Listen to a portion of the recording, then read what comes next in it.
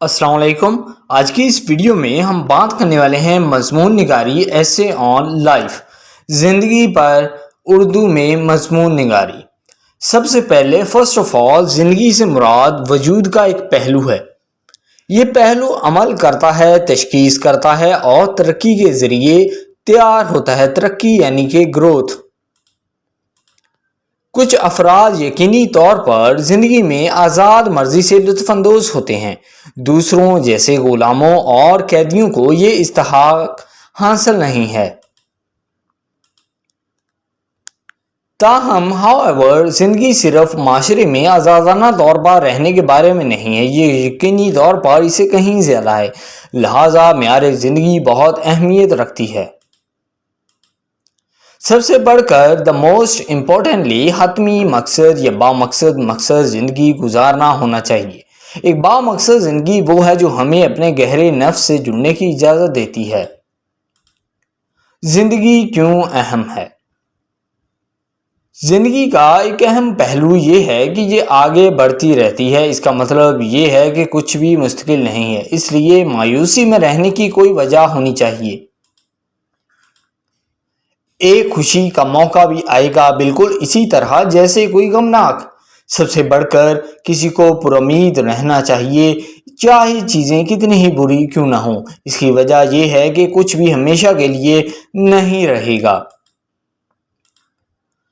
ہر حال، موقع اور واقعہ گزر جائے گا، یہ یقیناً زندگی کی خوبصورتی ہے۔ بہت سے لوگ ناکامیوں کی وجہ سے بہت اداس ہو جاتے ہیں، اداس یعنی کہ سیڈ ہو جاتے ہیں۔ تاہم یہ لوگ یقینی طور پر روشن پہلو دیکھنے میں ناکام رہتے ہیں۔ روشن پہلو یہ ہے کہ ہر ناکامی کی کوئی نہ کوئی وجہ ہوتی ہے، اس لیے ہر ناکامی ہمیں ایک قیمتی سبق سکھاتی ہے۔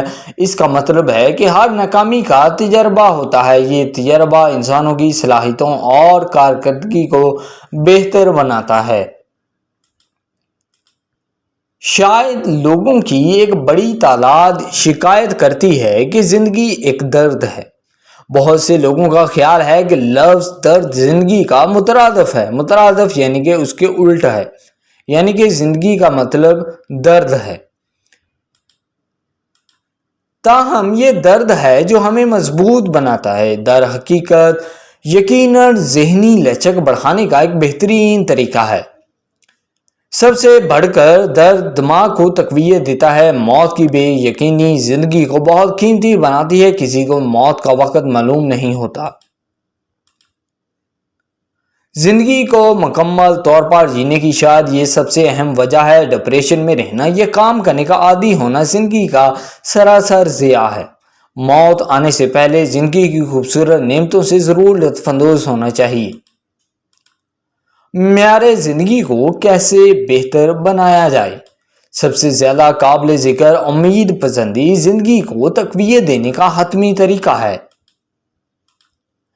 رجائیت یعنی کہ خوش امیدی یا امید پروری یا امید پرستی، یہ اس کے مطلب ہیں رجائیت کے، سے کام کی کارکردگی، خود اعتمادی، تخلیقی صلاحیتوں اور مہارتوں میں اضافہ ہوتا ہے۔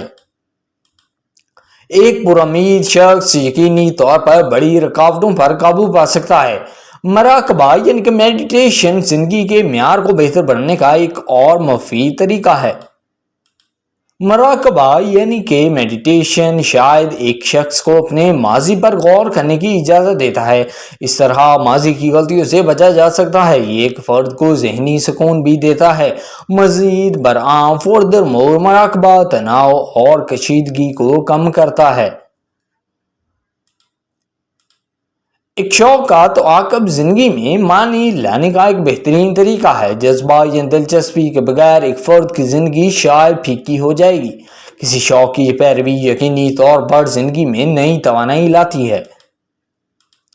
یہ زندگی جینے اور تجربہ کرنے کی نئی امید فراہم کرتا ہے۔ آخر میں دا لاسٹ زندگی ایسی چیز نہیں ہے جسے کسی کو سمجھنا چاہیے۔ لوگوں کو اپنی زندگیاں ضائع کرتے دیکھنا یقیناً باعث شرم ہے۔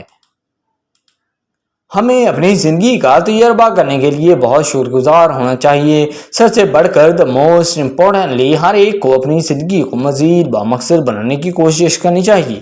صحیح ہوپ دوستو یہ ایسے آپ کو پسند آئے گا. اگر آپ نے اب تک اس چینل کو سبسکرائب نہیں کیا تو جلدی اس چینل کو سبسکرائب کریں اور بیل کے بٹن پر لازمی کلک کریں. Thank you.